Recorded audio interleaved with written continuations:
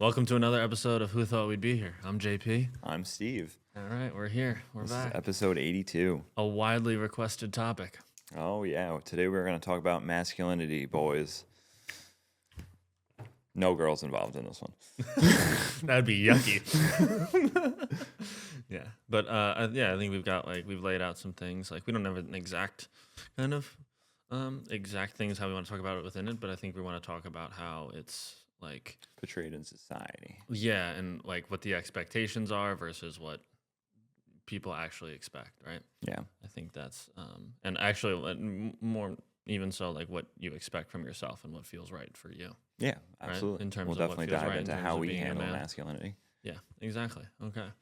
So, I think that I think a good place for us to start is with vulnerability. Well, first off, let's start with masculinity, Of course. which Sure. is a socially constructed set of behaviors, roles, and attributes traditionally associated with men and boys. And boys. And boys. And boys. Nice. Well, we got to learn somewhere. Yes, we got to learn somewhere. It starts down there, right? It starts at that point. So you want to dive right into vulnerability, or do you No, want to? I mean, that was just like what I think is the biggest pressing issue in terms of that, or where men struggle the most. That doesn't mean we have to start there, though. Well, I feel like we should give a little bit of background on it. Yeah. This way we can get into the topic like more heavily. Mhm. So behaviors that are commonly included are being competitive, assertive, self-reliant, stoic, having a desire to control or win, and it also includes protectiveness and responsibility. So that's a vague, general, traditional definition of the behaviors that come with masculinity. The behaviors that are associated with toxic masculinity include extreme and harmful behaviors such as misogyny, homophobia, and risk taking, which is detrimental to health and society. So I feel like there's a lot to unpack there because you can take some of the traditional behaviors that are associated with it that are now not as talked about or sometimes blown out of proportion for the things that are toxic. So people can take being competitive and attribute that to toxic masculinity, but it's also something that's attributed with traditional masculinity. So where is the differentiation in that? So you think that, like, I mean, I would say that, like, those things have kind of been lumped together, right? It's that in the same direction of, like, what's toxic is just kind of like what comes with our genes or our DNA or what's built into us since the cavemen days, if you will, right? And I'm curious to know, like, have any of those traits resonated with you, like, recently or over your life, whether toxic or not? I'd say that there's both in there. I wouldn't consider this stuff. I mean, I've obviously done toxic shit. Same here. We're in recovery. You were a toxic person if you had to get to this point, you know? Yeah, and it's not necessarily a toxically masculine, but Yeah. it goes hand in hand for sure. But I mean, some of the behaviors, obviously, I feel like I've been there. But I also do feel like the behaviors that are commonly associated with it traditionally, sometimes I resonate with the stoicism part of it, especially now, Okay, and yeah. trying to be more self-reliant because I feel like for a long time maybe I wasn't because I wasn't really I was being toxic and not being aware of myself, you know. And now I am a self-aware, self-reliant person. Yeah, and I think that oftentimes I can certainly say that, like, when I was stuck in loops like that, it felt like the only way to accept that, or the only way, like the only way to express that was to, like, do something that felt like it wasn't good for you in order to get that out. Right? I don't know if that makes sense, but Yeah. yeah. So let's talk about the stuff that's positive, that's rooted in masculinity. So being responsible, being emotionally mature, showing strength, but for protection, not for violence or control, and then being positive towards society. So how can we take the things that are traditionally associated with the behaviors of masculinity and try and make them all positive and not toxic?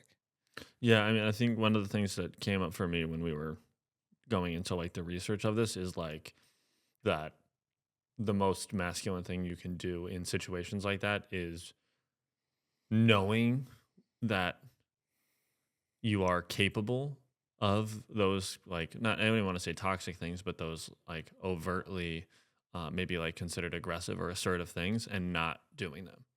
And because that, it's like it kind of comes with the territory of being a man, that those things are built into you, whether that is what society created in you as you were growing up, or just our natural DNA of protecting and providing.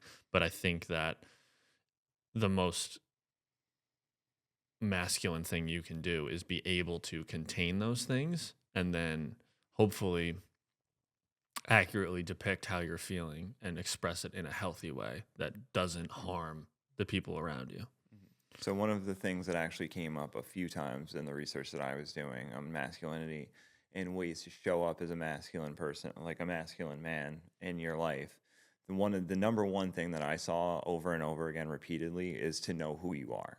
And I think that ties deeply into everything that you just said, because as you understand yourself and you understand your behaviors, your reactions to how you might be triggered in certain environments, it allows you to, some of those reactions might be toxic, but as you become aware and you know who you are better in yourself, it's easier to let go of those and not react in that way, because you know that that is not you. It's something that has been resonated with you from something that happened when you were developing, or something society placed on you. Yeah, and it's like it's almost like when you're firm in your identity about what you stand for, what's important to you, whether it's your family or your your business or your purpose or your mission or whatever it is, you don't do things like that because it doesn't align with that, right? But then like when you're all over the place and you don't know where you stand, I think it's easy to say that like, but I'm just angry, or I'm just aggressive, or I'm just this, right? Because it's like you haven't decided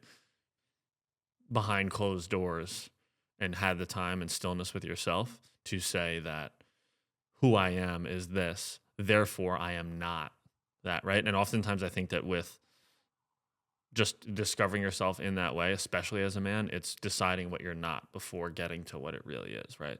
And it's that if you want to be a bunch of different things, and you want to be purpose driven, and you want to be um, a family man, or you want to be a good husband, or you want to be um, like bring a masculine presence, you don't also want to punch holes in walls and yell at people and be aggressive and start fights for no reason, Mm-hmm. right? And that can be, I think that that's tough, because like we were talking about this on the way up here, which is that like it's amazing at what the definition of a man has changed from when, like, arguably the most, like, the most years that shape you the most were the years that it was so different for us, and now it's extremely different, right? Mm-hmm. Like what I would have expected in terms of like as I was growing up as a kid to show up as a man now are very different, right? Whether it's what you saw in movies or it's what you saw with your parents or whatever it may be. Mm-hmm. Yeah. I think society has shifted a lot in just the last 30 years. We talked about it, like you said, in the car, like what being a man was 30 years ago to what it is now. Is some of the things are rooted similarly, but a lot of them have changed, and it's taken on like a role of being more vulnerable and being a more, I think it's more of being able to regulate emotionally Mm-hmm. than anything else.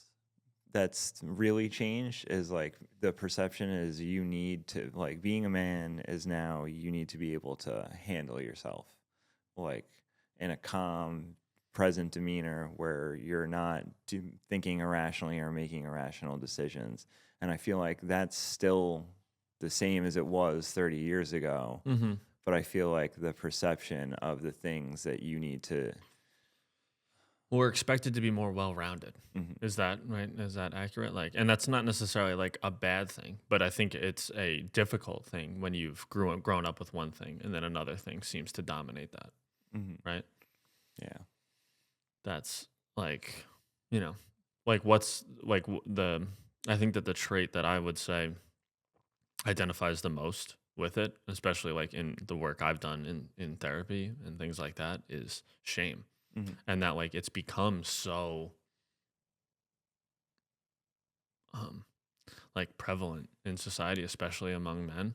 And like I think that we see shame as like, I think that what it actually looks like versus how kind of like we see it or how it's talked about are two very different things, right? Well, I think that comes down to like what we were just talking about with like the change in the last 30 years. I feel like it's hard as a man to not feel a little bit of shame because you grew up a certain way and you always expected and thought and were told that this is how being a man looks and this is what it's going to be like. And as you've grown up, things have changed drastically, and you still try and stay in that box, but then you also try and fit this new box that you're supposed to be in, and you feel ashamed that you can't live up to who you thought you were supposed to be as a child, but you also feel ashamed that you have these glaring issues with what you're supposed to be now. Yeah, because you weren't given or you weren't like given the ability to exercise those tools when your brain was malleable. And it, like, let's be honest, it's just like we both it's hard to do that when you're 30 years old. It's hard. We're both trying to do it right now, right? You're trying to fit into these multiple boxes of showing up, being the best that you can, whatever it might be. And also like that is the thing. I've said this to you before too. That is there is a new definition of it that we're expected to live up to, but the old one hasn't gone anywhere and it still exists. And it's, a lot of, I think where this comes from is kind of like the like mental load that is placed on men, right? And that like and I'm not saying there's anything wrong with it, but I think a lot of times it's like, you're expected to have this ability to then have other people turn their brains off because of how you carry yourself. And that can be a lot to take on. Yeah. Absolutely. Right? Being able to provide and care for and nurture a family so that they can just rely on you is a lot to take on. Yeah. I mean, I have it now with having a daughter. Like now I have to show up for more than just me and my partner. I have to show up and set an example for her so she knows what she should be looking for when she gets older. Yes. And that brings on its own whole new set of challenges. Yeah. I do feel like it's a little bit easier though now because I have something that I like really I look at her and I just like need to be a better person because of her. So like it's inspiring almost. Yeah, exactly. And I think that is like, I think another thing that is kind of, you have to be patient with yourself at that point, right? It's not going to come overnight, right? Just because like you had a kid, it doesn't automatically just like obviously like people talk about how like there's this shift in how you think about things, right? But everything doesn't just like automatically wake up one day and now you're this perfect guy, right? Yeah. And I think that another thing that she's not always in the room. You know what I mean? Yeah, exactly. Yeah. And also like it's connecting back to that thing that is you have to be the best version of yourself then in order to do that, right? It doesn't flow through them and then come back to you. It starts with you and then flows elsewhere. I think that's another thing that I wanted to talk about in terms of how men are something that's been kind of like accepted, or is that like I'll say something that's an unhealthy trait, but that has been associated with it is like that it's just okay for guys to be impatient, right? It's okay for you to be impatient when you're driving. It's okay, like, you know what I mean? And or that like that is maybe the example that you saw growing up, or that like that was deemed a more healthy way to deal with your emotions was to like be impatient with other people or to be impatient with yourself instead of dealing with those things, right? That it's like instead of saying that like I'm working towards this or I would like to be better in this area, but it's not going to come overnight, you then take it out in ways that are, oh, I haven't gotten to this point in my life, so therefore I am a failure. And I think that impatience can get exhausting because it's like as a guy, you can feel like you're expected to have those things right off the rip. And that you're just kind of like expected to know how to do that stuff, and that there's not necessarily any patience. Like you're supposed to be impatient with yourself, right?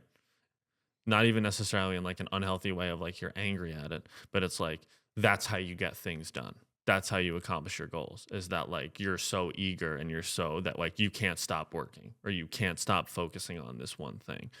And there's nothing wrong with drive, but it's also just, it can be exhausting to say to yourself, like, I am going to be impatient with myself until I have gotten the things I want.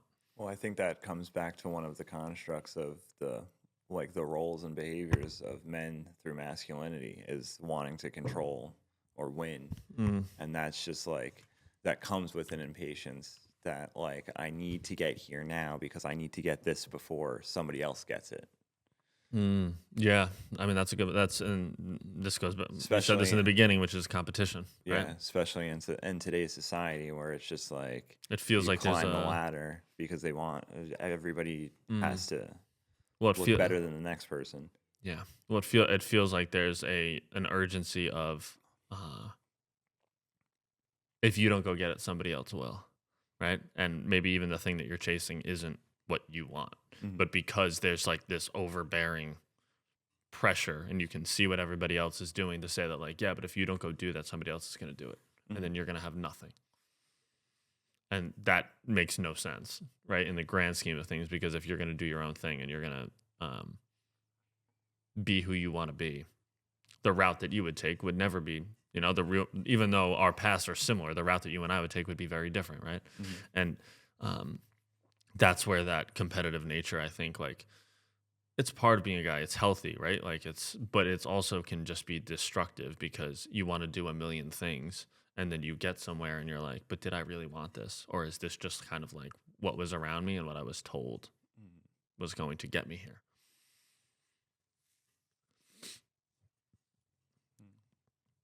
Right? Like, I know I struggle with impatience. I'm very impatient with myself all the time. I'm super impatient. All It's the something time. I work on all the time, but like I'm still not as patient as I would like to be. There's times where I know that I've grown in it, and then there's times I think mainly in like my day to day where I'm not as patient as I should be. Like I just feel sometimes like rushed, and that rushed feeling makes me feel impatient. But I feel like that is also that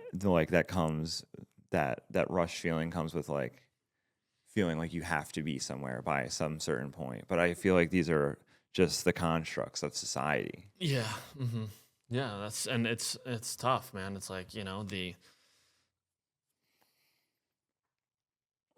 it's a thing that I've worked on in therapy a lot, which is being able to say that like every day is not going to be the most productive day of your life, no matter what Alex Hormozy says on YouTube, right?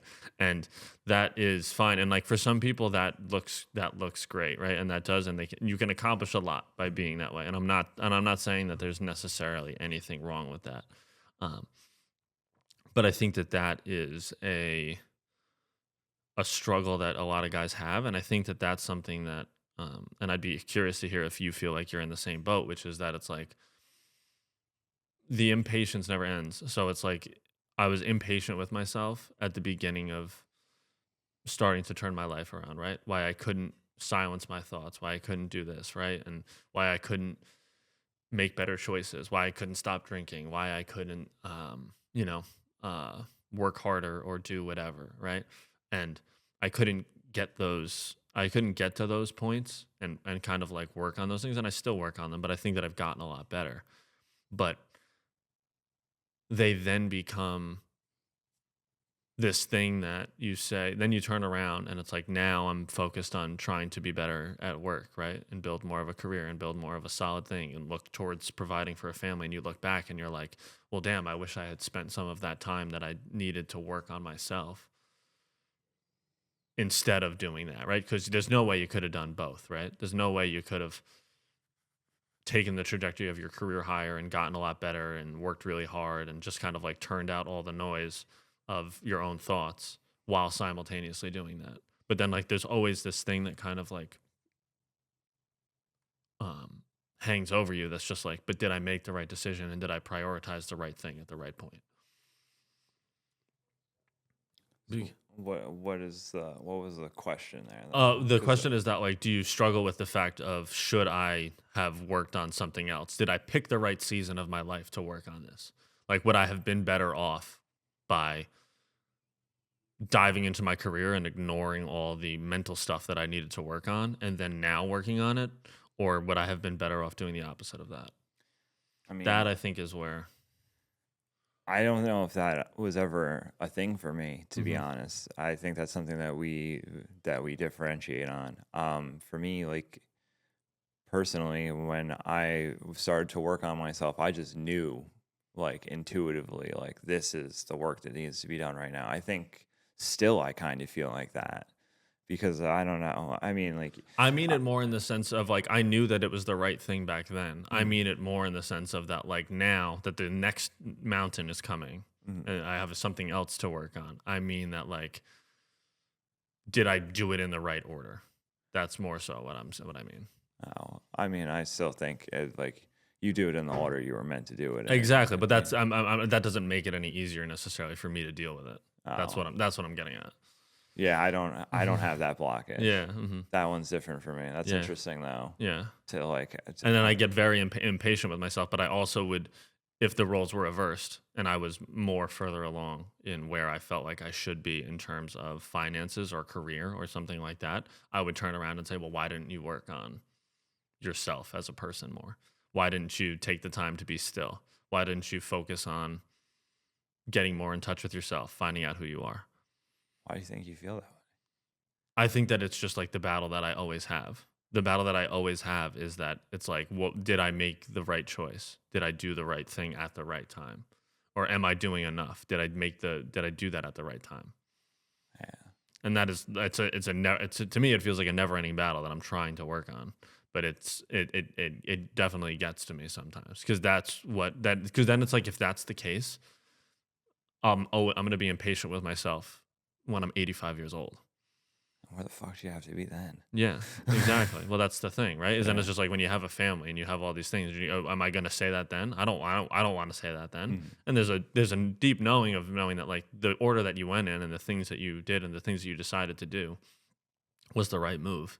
mm. But then it's just like I said, it's like looking for the problem. And I think that that is a thing with masculinity too. Is that like you're always looking to solve a problem, and sometimes you don't feel like it's worthy or purposeful if there's not one. Mm. And I always find myself in that because I'm like, maybe there's nothing to work on right now, or maybe there's nothing to like, I can just be here right now Yeah. and know that what I'm working on right now is enough. Mhm. But it continues to come back, and it's a lot. Yeah. I mean, I feel like that could definitely be attributed to like the society's like how you're supposed to be as a man, like always working, like always doing something to be getting somewhere further, and like it just seems to be tangled up and like I don't know, man. That I feel like that's definitely common. I feel like I felt like that in the past, but I don't Hmm. think that I feel like that now. And I think that comes from like a deeper knowing of how like I live my life. Hmm. You know what I mean? Yeah. Like Hmm. I think that it's how I like am centered in the Taoist philosophy. I feel like that's just Hmm. something that I don't struggle with anymore because I just understand that I can't change that at all. You know what I mean? Yeah, Like of that is course. 100% out of my power. So like Hmm. to put thought on it is only making me think about it more because you just get what you're thinking about, you know. So and I feel like that increases the loop. I do have that same loop, but with other things. Yeah. So like mine might not be that, but it could be something like finances, like where like I have this reoccurring thought all the time. Like I lived a very exuberant lifestyle when I was addicted to drugs and working in restaurants and like had all of this money to blow. I just didn't care and I wasn't aware or present Same. enough to Yeah. like think about long term because it was just always coming to me and I was always attracting it. Yeah. And now that I'm more self-aware and like I don't do the negative things that I did, I wonder, I'm like, why doesn't this flow to me like it used to? Like what like Hmm. how where am I cutting off this flow from? Like, why does it feel like abundance doesn't come to me anymore?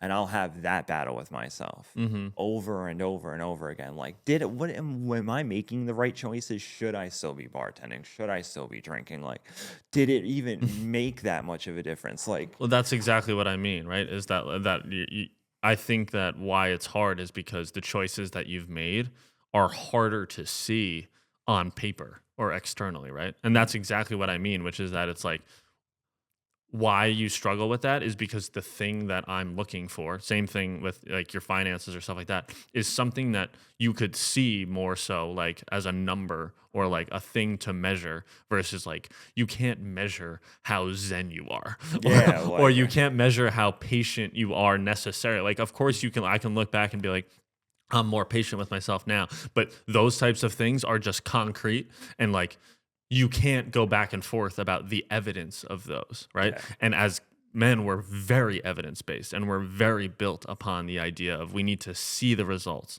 We need to see these things. I need to see the problem solved, right? And it's hard to when you sometimes go back into those loops, which is tough, but it's like when you go back into those, you're like, well, what have I accomplished then? Would I have been better off just ignoring those things and saying like you said, of course, like I'm the happiest I've ever been in terms of my career and my relationships and stuff like that, but I'm making half the money that I made when I was a successful bartender. But the lifestyle I was living then is right. So it's like, well, how do you get those things to match up? And I think that as men, we struggle with that because it's like when I was out of control of my life, I had it. And then now that I feel more in control of the things that I can take a stance on or I can be a part of, I don't have it. Yeah, it's funny how alignment works. Yeah. But I kind of cut you off. No, dude, that was perfectly fine. No. I was like at the end of that thought. Yeah. But like that's why it's like it's a never ending battle. I think like a lot of men struggle with that, but like it's hard to step back and take stock and give yourself credit. I think that that's not a very like masculine trait or that's not like a necessarily accepted one is to sit back and say like, look at what you've accomplished. It's more so like, what haven't you done? Where do you need to go next? What's the next thing? And there's nothing wrong with looking at the future and trying to move forward and have goals. But then like, what is it worth if you can't step back and say like, oh yeah, I did that. Like I became a little more mindful. I became a little bit more, a little less like self-centered. I started cultivating a mindset that was better overall. And but that like just sometimes that's hard when you don't have like the resume or the piece of paper or the number in the bank account that tells you that you're doing better. Yeah. Is now the time to talk about vulnerability? Yeah. Have we gotten? yeah, absolutely. I feel like we've already been talking. We already have been, right? Like, what are you doing these days in order to feel more vulnerable? How do you think that guys can show up more vulnerably? Have conversations like this, Yeah. talk. These things are important. You have to communicate, and communication is definitely key. We talked about it in the episode that me and Desiree did together. Like, we've talked about it multiple times throughout this podcast about how communication is key, just even in any relationship, like how it is effective in ours. I mean, I think there can be a masculine way to be vulnerable. You know what I mean? Like, what does that look like then? What do you think? I mean, like, I feel like men's groups are a great way and because it's an environment where you're around other men and you can have these conversations without feeling judged, without the worry that it's going to come across as I'm the only one that's ever thought like this. I feel like a lot of us, especially of guys, like with the way that society is today and the way that they tell us everything's supposed to be and how we should be, like, I feel like it'd be nice for most men to have a conversation and be like, do you think this too? Yeah. Like, you know what I mean? Mm-hmm. And having those conversations, if whether it's with your friends, whether it's with your partner, like in any relationship, helps you open up. And like that's a step toward knowing who you actually are.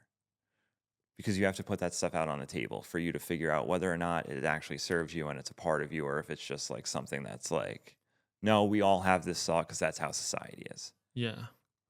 And excuse me. The I think that when it comes to, of course, conversations like this help. They're a big part of, but like there's somebody out there who's listening to this and they're saying that like, but I can't even be vulnerable with myself. Mhm. How could I walk into a room with 15 other men and tell a story that I've never felt comfortable telling anybody, right? How do you start telling that story and opening up? Because I think that you can't be vulnerable. Like, I don't think that you and I could have gotten to the point of being vulnerable with each other if it didn't start with being vulnerable with ourselves, right? So, for a guy out there who's thinking that I can't even get to the root of what is bothering me on my own, how am I supposed to just go over to my best friend who we've never talked about anything besides beer and video games or whatever and sports, whatever it is, and say that like, hey, like I'm struggling with this breakup, or something happened with my parents when I was younger that I think has shaped me in this way, right? Um, I'm curious to know like what that looked like for you when you started doing it, because there's no way that it could be like I'm gonna be vulnerable and I'm just gonna put it all out on the table without having some honesty and vulnerability with your own self. Well, I think for me, honestly, it started with listening to conversations like this. When Yeah. I would listen to Mm. Mike have guests on the podcast, and they'd be professional athletes talking about like what was actually going on in Mm. their life. So hearing other men that maybe you say you look up to, or like aspire to be at, like have those conversations makes it feel a little bit more okay. I think the biggest thing for me right off the bat was journaling though.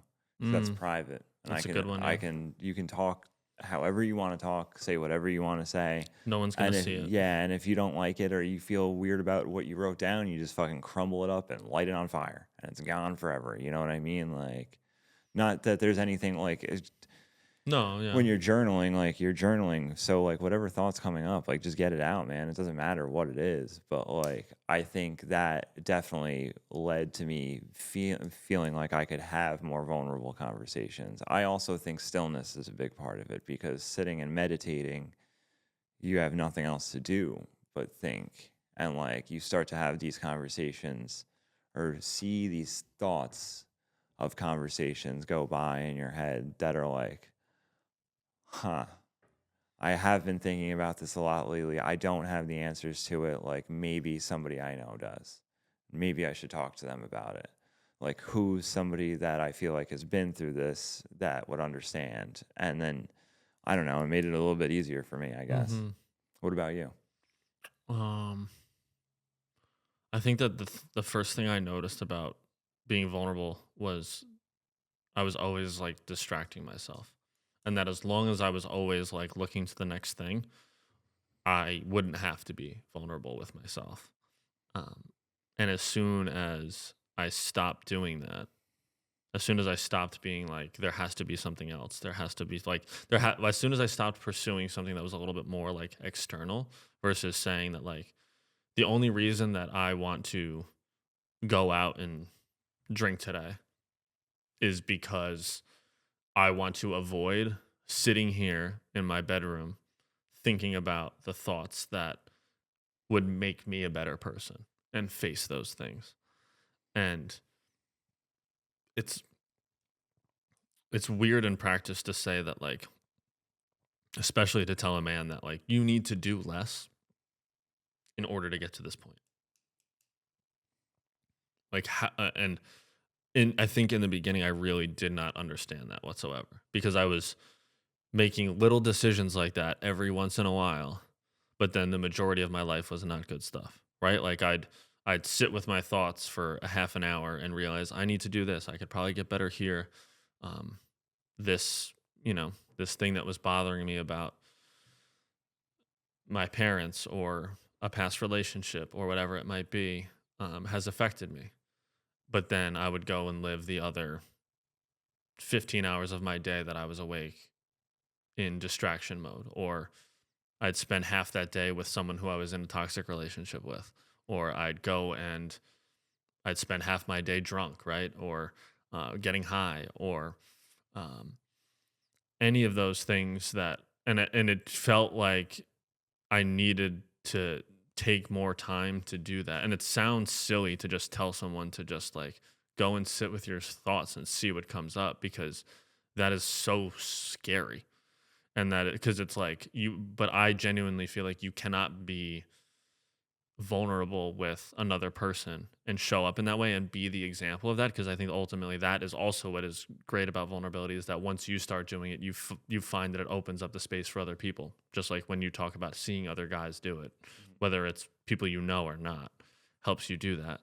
But I genuinely feel like you cannot do that unless you start to at least cultivate a little bit of vulnerability within yourself, right? And then saying to yourself like, well, I have to be honest about the fact that I'm only spending 5% of my life in a manner that I want to be living my life.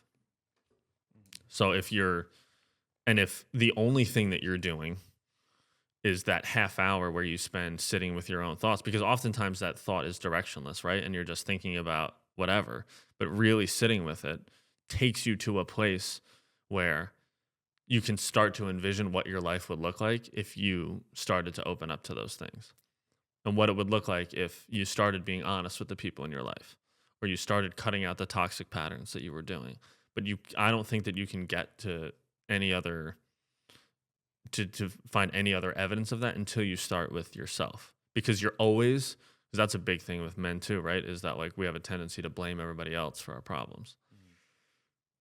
But you can't sit there, and because like the most masculine thing that you can, I keep saying that in different ways, but like one of the most masculine things that you can do is take responsibility for the decisions that you've been doing.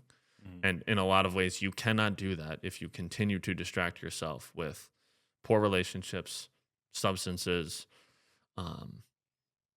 even things that might feel healthy, like spending 4 hours in the gym every day or whatever it might be.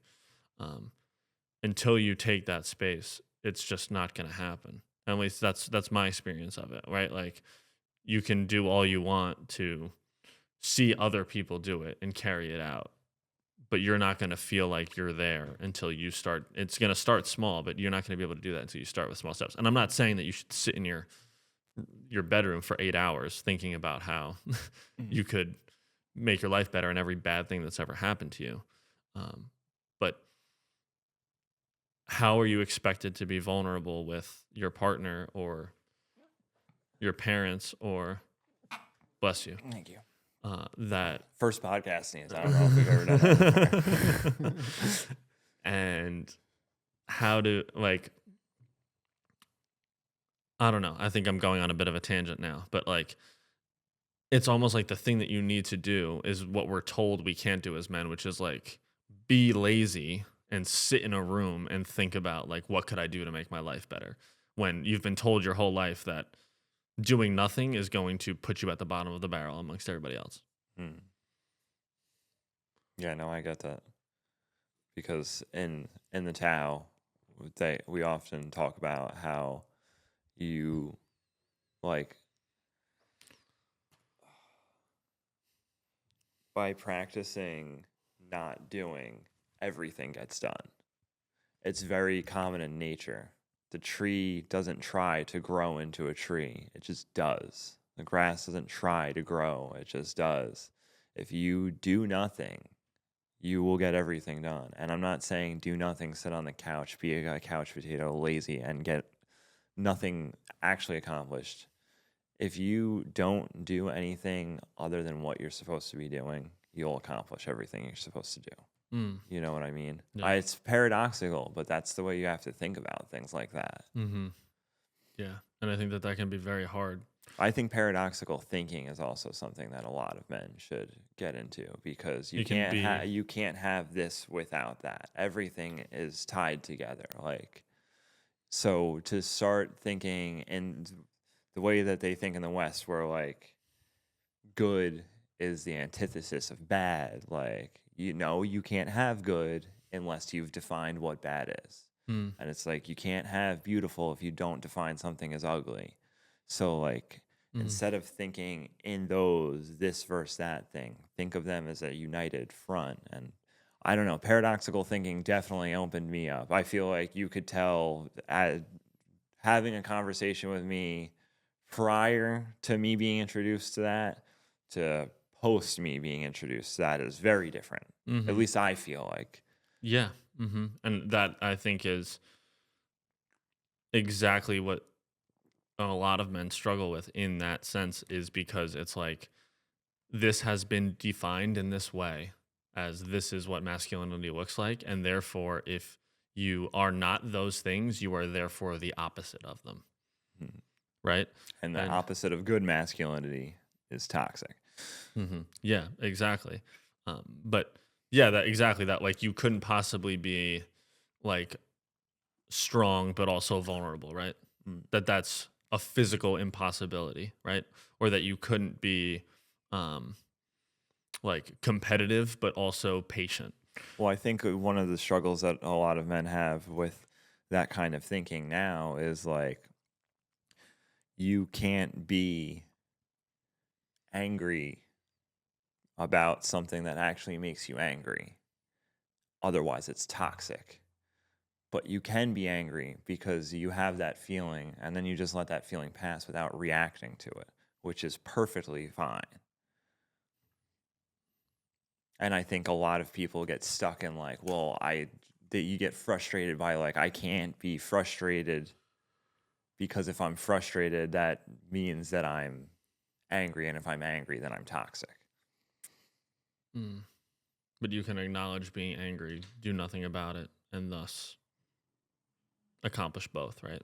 Exactly. You can be angry but not hurt other people. Exactly. But that's hard. Yeah. That's very hard for men to like, right? Especially when it's been so accepted to do something like that. Mhm. It's been so accepted Be angry and say something say, hurtful. yeah, exactly, right? Um, and that is all like, I think for a lot of guys, that's a lot to take on. It's a lot for me to take on, Mm. is especially when you're trying to say that like this does not equal that. Yeah. Um, and that you can be both things and you can hold space for both things and that they can both be healthy as long as you don't express them in a certain way. Right? It's not wrong to have anger. It's wrong to Act violently on it. yes, exactly. Or to act in a way that hurts somebody Yeah. or express yourself in a hurtful way. Mhm. And, you know, I'm not going to act like we have all the answers to it, but um, it's helpful to have these conversations about it, right? Absolutely. It's good to get it out there, right? And um, maybe we end this with what our thoughts are on therapy because Mhm. we both have different experiences in it, right? Yeah. Um, and I can start with mine. Like it's, I've been going for um, the large portion of 5 years. And then sometimes it doesn't feel like a very masculine thing to do, right? To sit and say, this thing is bothering me, or I'm dealing with this thing in this way and I know it's unhealthy, or I'm dissatisfied with myself, or it can even just feel not masculine to say those things out loud that you're worried about them. Um, but I think that I'm not saying that therapy can't do that, but I think that if there's anything I've learned about it too, it's that it means nothing if you're not like that's that the amount of time that you spend in therapy is less than 1% of your week, right? And if you're not taking those insights and moving them into your actual life and trying to hold them in practice and sitting with your thoughts and trying to say, how can I be better? How can I work on myself? How can I be the best man that I can be? How can I be the best person that I can be? right? So I think that that can be paradoxical too, right? Because I think that in the beginning I thought that just going was enough, Mm-hmm. and that having an hour every week and saying that this is how I feel, why doesn't it go away now? Yeah. I Um, went to therapy. I'm a better person. What's going yeah, on? and I think it's a good idea for everybody to start with it, and I think it just sometimes starts with having the conversation and being open to it and being uncomfortable in that chair and saying, I struggle with this, or I'm worried about this, or um, and I think that that's the stage that I'm like I said, and it's not necessarily that like I'm just discovering that now about therapy, but it's something that becomes more and more clear to me that is, um, if you're waiting for the therapy appointment to get it out or to fix it, then it's never going to, unless you want to do it on your own too. So that's my take on it. So I encourage every man to try it, but it's not going to solve your problems. It's a good start though. Yeah. Well, I mean, I'm definitely open to it. It's not the season for me right now being there. I do believe what you said, though, that the most important thing is the practice off of the couch or off the mat, as I like to put it. For me, like doing the things that I know, sitting and meditating or doing yoga and taking that time to process my thoughts and sit with everything that's going on is that's my therapy. And right now, like, it's all great, but if you don't practice that in the real world, then it's all for naught. So Mm-hmm. Yeah. Yeah. all right. Well, that was masculinity in society. Mm-hmm. Next, we're going to tackle how to be masculine in your relationships. Yes. Mm-hmm. So check that one out next week. Yeah. I'm Steve, I'm JP. and this is Who Thought We'd Be Here.